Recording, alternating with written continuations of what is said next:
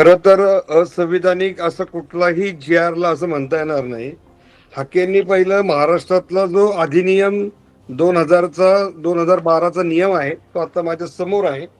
त्याच्यामध्ये कलम 3 मध्ये काय तरतूद आहे ती पहिल्यांदा वाचतो म्हणजे महाराष्ट्र क्लिअर होईल.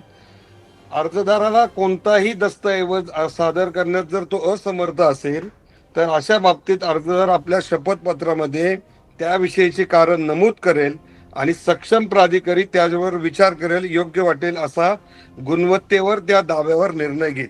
हे 2012 मध्ये महाराष्ट्र सरकारने सगळ्यांसाठी रूल्स केलेत. आता हा जी-आर काल जो काढलेला आहे तो काय सांगतोय की या प्रतिज्ञापत्राच्या आधारे अनुषंगिक पुराव्याचे सक्षम प्राधिकारी स्थानिक चौकशी करून खातरजमा करेल आणि अर्जदार जो आहे तो वंशावळ गाव समिती आवश्यक ती चौकशी करेल. त्या चौकशीच्या आधारे सक्षम प्राधिकारी अर्जदारास कुणबी जातीचा दाखला देण्याबाबत निर्णय देतील. आता नीट समजून घ्या, हा जो जी आर आहे हा कॉसी ज्युडिशियल अथॉरिटीला केलेलं गाईडलाईन आहे. जात पडताळणी करण्याच्या अगोदर जात प्रमाणपत्र देणारा अधिकारी याच्यावर शासन असं बाइंड करू शकत नाही की तू दिलंच पाहिजे. त्याच्या मनाची कायद्याप्रमाणे विहित केलेल्या पद्धतीमध्ये जर ते बसत असेल तरच तो हे प्रमाणपत्र देऊ शकतो. हा त्याच्यातला पहिला मुद्दा आहे.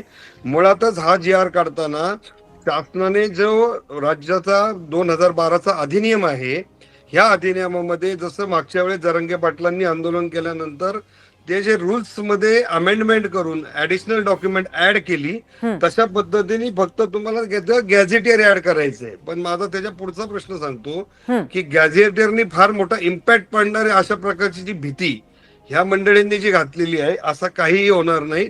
आजही मराठवाड्यामध्ये फक्त 2,24,000 एवढीच कुणबी प्रमाणपत्र दिलेली आहेत.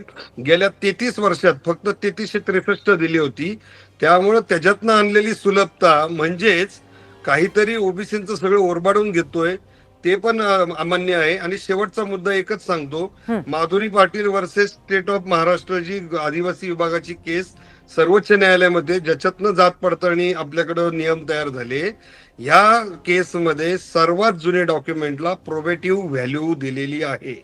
त्यामुळे ज्याच्यामध्ये खरोखर जातीची नोंद आहे आणि त्याची वंशावळ जुळत असेल त्यांनाच ह्या योजनेचा फायदा होऊ शकतो. नुसता गॅझेटियर मध्ये मधून नोंद आहे तर ती सामूहिक नोंद असल्यामुळं, त्याच्यामध्ये फक्त क्वांटिटी असल्यामुळं त्याचा जो इम्पॅक्ट होऊन फार मोठं काहीतरी होणार आहे अशा प्रकारचं चित्र हे ओबीसी नेते रंगवत आहेत. त्यामुळे विनाकारण ओबीसीत भीती तयार होती असं माझी धारणा आहे.